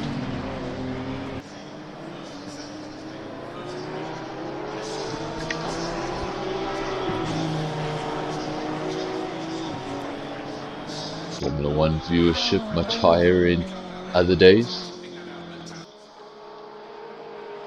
Another drive-through penalty. Getting so many of these. These are for corner cuts. Just keep on coming in this race. Guys not showing the discipline here on the corners of Suzuka. And the drive-throughs are showing Kuda now just getting himself back into 4th place.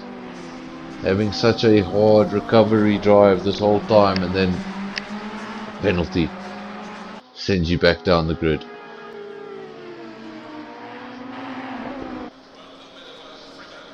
The Formula 1 Japanese Grand Prix has been held at Suzuka since the late 80s, 87 I believe it is, till present day. We've obviously missed a few, with the likes of last year. Drive-through penalty cleared there for Kuda. He has served that penalty.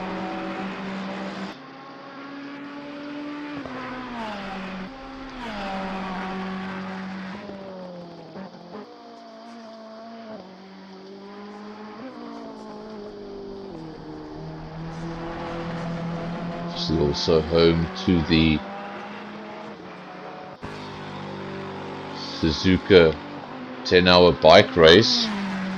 That's a pretty insane thing to even think about. A super bike around this circuit for 9 hours. 10 hours. So. Preza leads, 37 laps completed.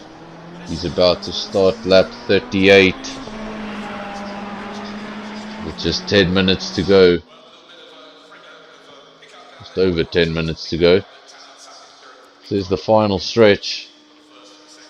This is when your concentration can just slip away from you. You think you've got everything under control, and just silly mistakes creep in. Hopefully none of that for the leader and none of that for second place. Eleanor has been able to clear 3rd place since taking it. 7 seconds ahead of third place. That is now Springbok Gamer. He obviously did not need to make the pass on Wesley. Wesley got a penalty that promoted Springbok Gamer up into third place. And for someone who would have been happy starting in the top 10 in qualifying, can't say more about the result.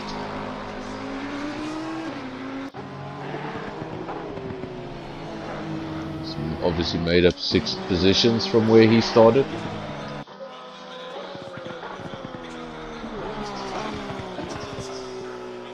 Huda could have been a very different race if he was able to avoid all the action on lap 1 there. He almost did, but got involved in the action, found himself on the gravel, needed to rejoin the racetrack.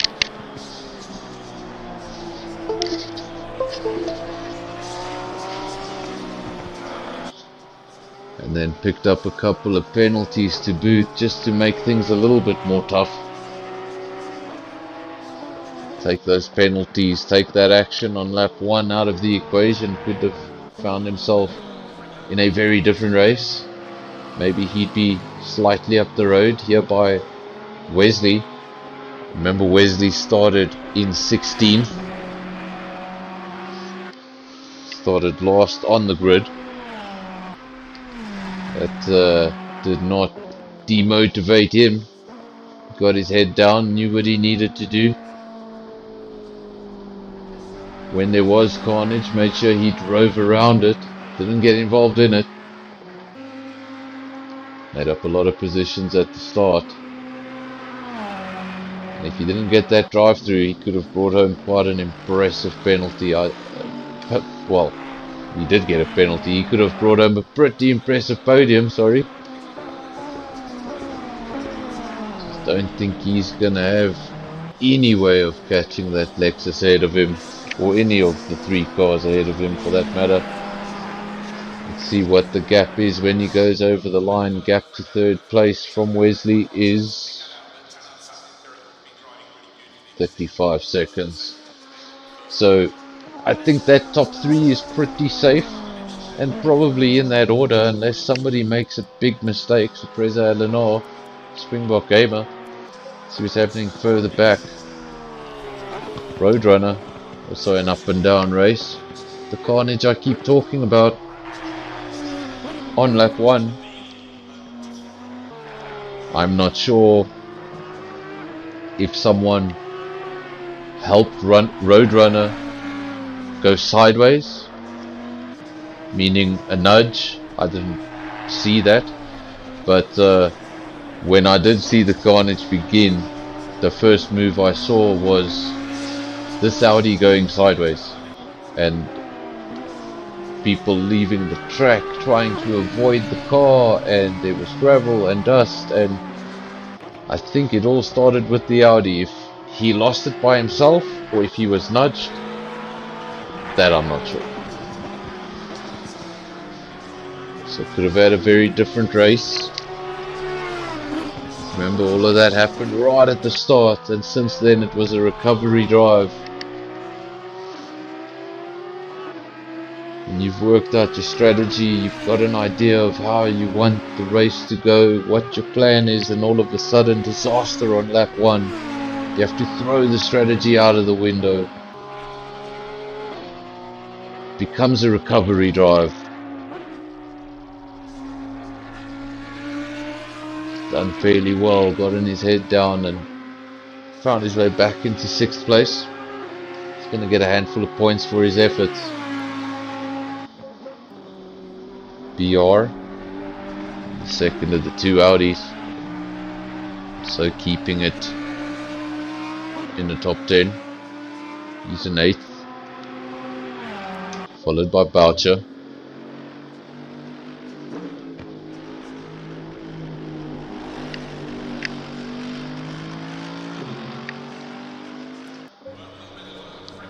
Your final runner in the top 10, B Racing. Saw that Porsche earlier on, really looking scuffed up. He's been in the pits a few times for repair damages.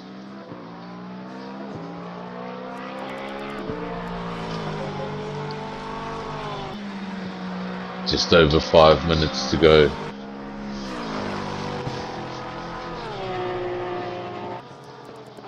Love to give you a battle on track, but as you can see by that timing screen on the side, I'm going up and down. Nobody's really close to each other. I think this is really a case of bringing cars home.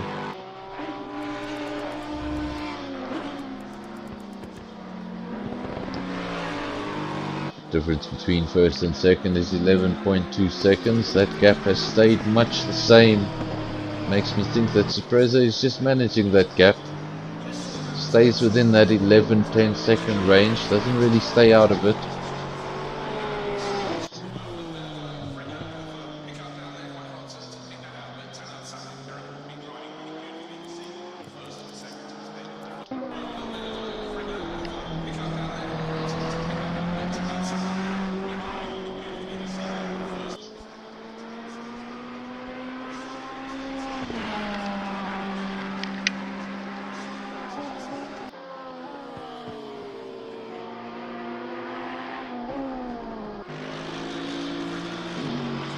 So 10 drivers remaining. Everyone will get good points just for finishing. So points going down all the way down to 15th place. Today that is not necessary. Everyone who finishes will be a top 10 finisher.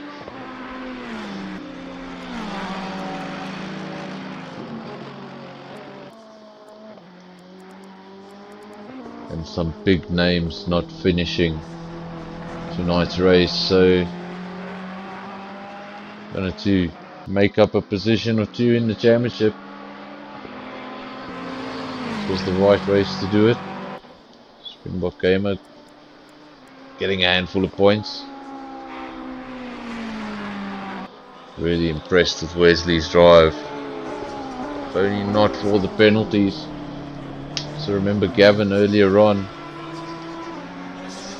just too many penalties, never really got to see his potential around Suzuka. He had a penalty before he reached turn 1. Surely that puts you off at the start of a 90-minute race.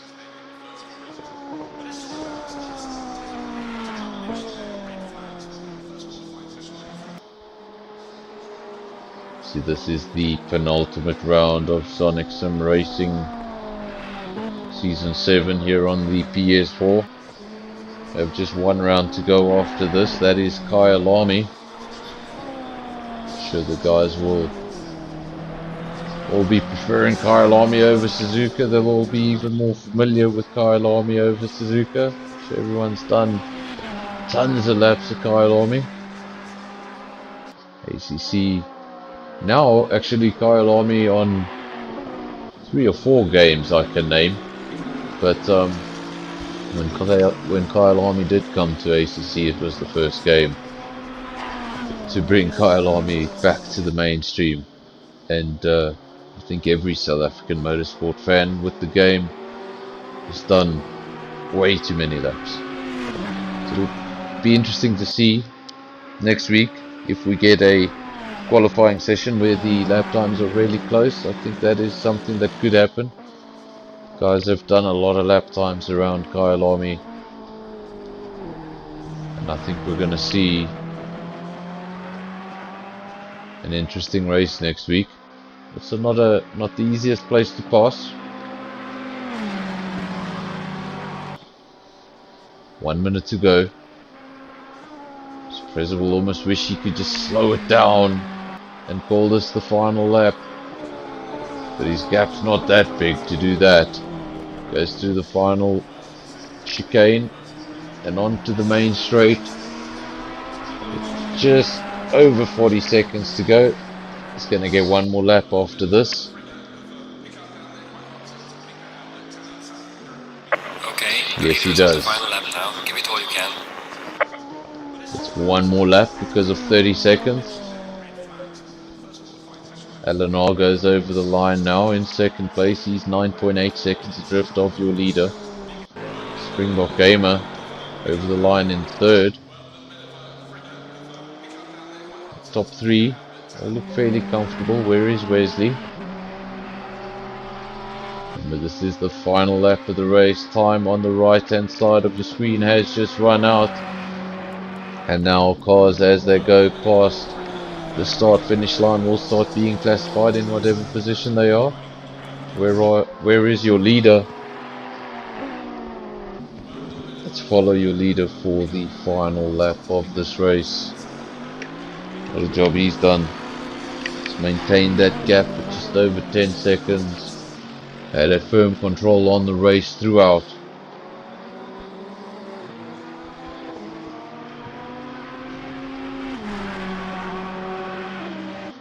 It's just a great boost going into that last race next week. Now you've got the form. You understand that Ferrari underneath you.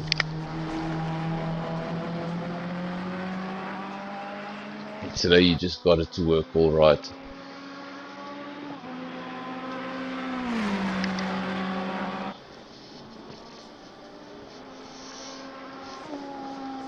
These sort of cars, this sort of track, all it would have needed was a nudge that sent him to the gravel and he could have had a very different day. But that didn't happen today. He started in third, had to be patient for a lap or two, got himself into the lead and never looked back again. That's your winner of round 7, season 7, Sonic Sim at Suzuka. Congratulations, Surpresa. The leader has finished the race. Nicely done. Takes the victory from Honda. Eleanor Pace comes over the line in second place. Nicely done. From where he started, he has to be happy with that. As is the same for the man in third. Started 9th. Finishes third. Flashes the lights. I think that shows he's happy with the result. Wesley could have been third. Got that late penalty. Will be kicking himself for that. But overall, still one of the best drives on the day. Remember, he started 16th. Quite the accomplishment, finishing just outside the podium positions.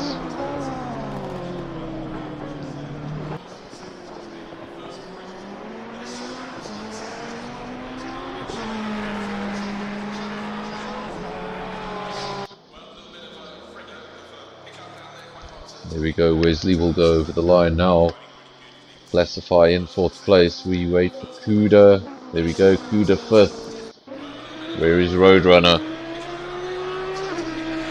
Clock has run out, we're just waiting for your final runners. Roadrunner will go over the line now, 6th place. Left to go over the line now is BR.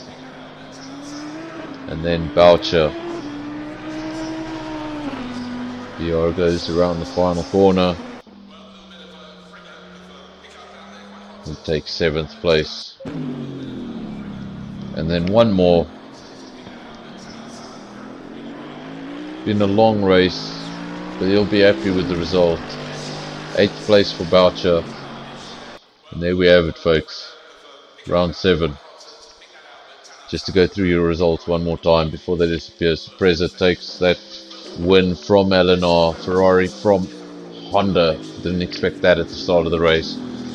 Then another one I didn't expect. Springbok Gamer picks up 3rd place from Wesley, who started in 16th place. Nicely done. Probably the drive of the day. Kuda 5th, Roadrunner 6th, BI in 7th, Boucher 8th. Then we got B Racing 9th. And I think only 9 drivers classified from what I can see there on the screen. So, showing up as not classified, Ranger Legend, Nismax Gavin, Nick Leon, Mike DeGard, and obviously Sania, who started this race from pole position. Very nice drive there for Eleanor Pace, coming back with the Honda.